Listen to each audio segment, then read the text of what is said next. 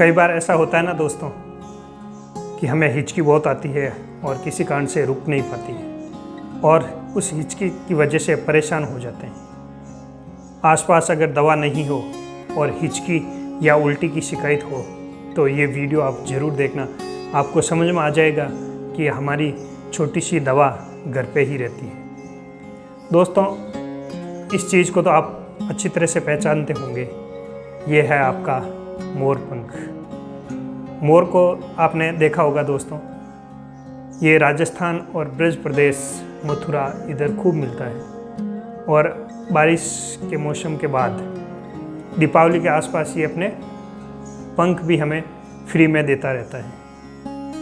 दोस्तों, ये मोर तो आपने कहीं ना कहीं ज़रूर देखा होगा, कहीं नहीं तो नेट पे देखा होगा, टीवी पे देखा होगा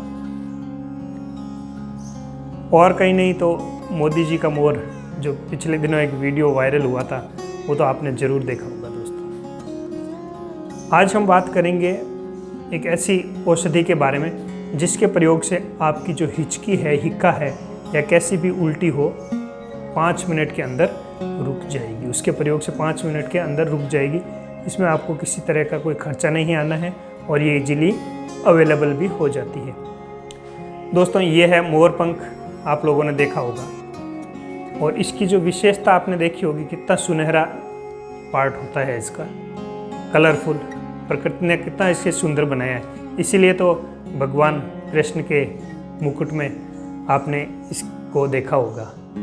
इसकी दूसरी विशेषता आपने कई लोगों को देखा होगा जिनके बॉडी का पार्ट जल जाता है, घाव हो जाता है, तो लोग इसे बाजू, भुजा पर या पैर पर या कमर पर बांधते हैं।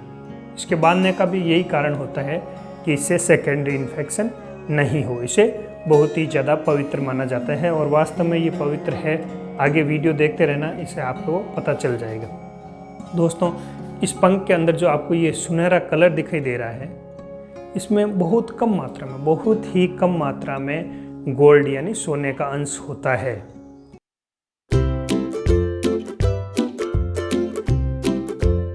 सबसे पहले हम देखते हैं कि इसे यूज कैसे करना है। इसको ऐसे तो यूज कर नहीं सकते। इसके यूज करने का तरीका होता है, या तो आपके पास बाज़ार से इसकी भस्म मिल जाए।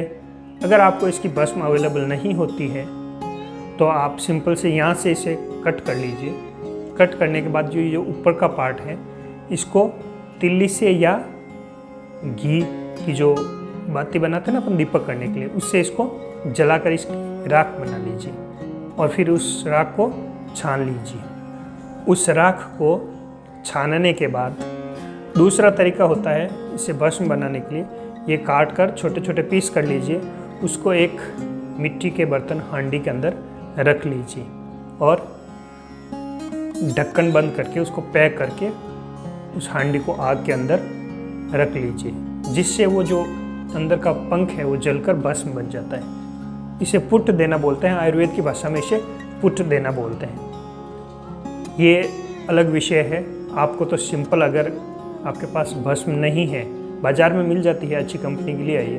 अगर आपके पास मयूर पिच भस्म नहीं है या मयूर चंद्रिका भस्म नहीं है तो इस चंद्रिका वाले पार्ट को यहाँ से काटिए, दिया से इसे जलाइए और उसे छान कर रख लीजिए। बस हो गई ना ये आपकी भस्म तैयार, आपकी दवा रेडी है। मयूर पिच भस्म को कैसे प्रयोग करते हैं, सबसे पहले जान लेते हैं ये किन किन रोगों में उपयोगी है। सबसे ज़्यादा उपयोगी इसको अगर किसी में माना है तो वो है प्रबल हिक्का। किसी भी तरह की हिचकी आपको आ रही हो और दवा से बंद नहीं हो रही हो तो ये सबसे बेस्ट दवा है आपके लिए। इसके अलावा उल्टी रोकने के लिए कास में और श्वास में भी इसका प्रयोग कर सकते हैं। इसके लिए साथ में अलग औषधि मिक्स करनी होती है। सबसे पहले जान लेते हैं हम वमन में इसका प्रयोग कैसे करते हैं, यानी उल्टी रोकने के लिए इसका प्रयोग आप कैसे करेंगे। हिक्का रोकने के लिए दोस्तों मयूर पिच भस्म 125 से 250 मिलीग्राम लीजिए, उसको शहद में मिक्स कर लीजिए और चटा दीजिए। या मयूर पिच भस्म को 125 मिलीग्राम की मात्रा में लेकर शहद और पिपली चूर्ण में मिक्स कर लीजिए और उसे चाट लीजिए। इससे आपका श्वास, कास और हिक्का बिल्कुल ठीक हो जाएगा। एकदम ऐसे लगेगा कि आपको खांसी आ ही नहीं रही थी या हिचकी आ ही नहीं रही, बिल्कुल आराम पड़ जाता है दोस्त। अगर किसी का गला सूख रहा हो, प्यास से व्याकुल हो और उल्टी भी हुई हो, उसको हिक्का भी रुक नहीं रही हो, बहुत ज़्यादा व्याकुल हो रहा हो, तो उस केस में हमें क्या करना है दोस्तों, मयूर पिच भस्म, मयूर चंद्रिका भस्म 250 मिलीग्राम लेनी है। और जो पीपल आता है ना, बड़ा वाला वृक्ष पीपल, उसकी छाल, सूखी हुई छाल लेनी है, उसके अंगारे बनाने हैं, जलाकर अंगारे बनाने हैं। उन अंगारों को पानी के अंदर, साफ पानी के अंदर बुझा देना है।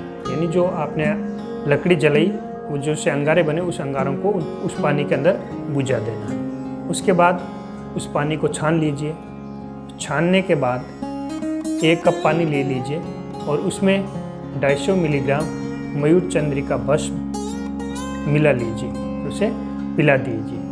कैसी भी प्रबल हिक्का हो, तृष्णा हो या वोमिटिंग के कारण मरीज परेशान हो रहा हो, तो इसमें बहुत ज़्यादा फायदा करने वाली है। कई लोग इंस्टेंट आराम चाहते हैं, शीघ्र लाभ चाहते हैं और रोग ज़्यादा होता है। उस केस में क्या करना है दोस्तों, डॉक्टर की सलाह लेनी है और डॉक्टर की सलाह से मयूर पिच भस्म 250 मिलीग्राम, रसादी रस 250 मिलीग्राम और जोहर मोरा खताई पिष्टी या जोहर मोरा खताई भस्म जो होती है वो 250 मिलीग्राम, यानी लगभग 2 रत्ती लेकर तीनों को मिक्स कीजिए और शहद में मिलाकर ले लीजिए।